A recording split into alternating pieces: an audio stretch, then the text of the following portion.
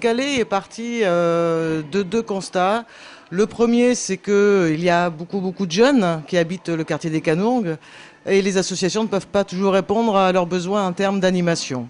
Et le deuxième, nous faisons le constat que la crise économique que nous traversons tous fait en sorte qu'un certain nombre de familles ne pourront pas partir en vacances cet été. On n'aurait jamais pu réaliser cette action sans les partenaires et notamment la municipalité par l'intermédiaire de monsieur Sid Darawa, au niveau de l'Office municipal des sports, au niveau de l'association Nejma qui est quand même la porteuse des lundis culturels et d'autres associations. C'est la municipalité qui avait une volonté de travailler un peu sur le quartier au niveau animation.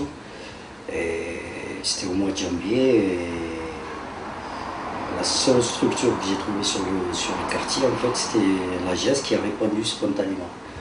Et de là, c'était parti sur un bout de papier. Au bout de 2-3 semaines, on est arrivé à tout l'été décalé est né.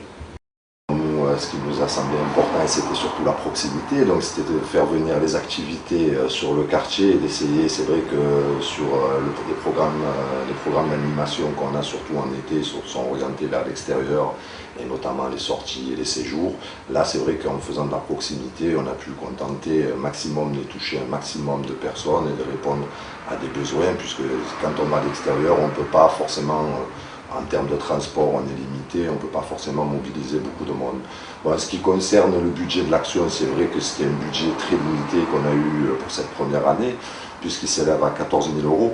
Donc pour tout le mois de juillet, donc et toutes les festivités, les animations sportives qui ont été mises en place. Donc si on fait un petit ratio à la journée, c'est vrai que c'est une action qui a coûté très peu cher, on va dire. Le peu d'associations qui sont venues, elles sont venues vraiment à 100 voire 200%. Ils ont joué le jeu. Et ce qu'on a trouvé aussi, c'est les bénévoles derrière ça. C'est que ce soit les jeunes qui ont aidé, que les parents qui sont venus spontanément. Et ils ont été emballés. Et de jour en jour, on a pu nourrir les activités. On va développer un peu plus le concept. Parce que bon, ça a été un concept cette année.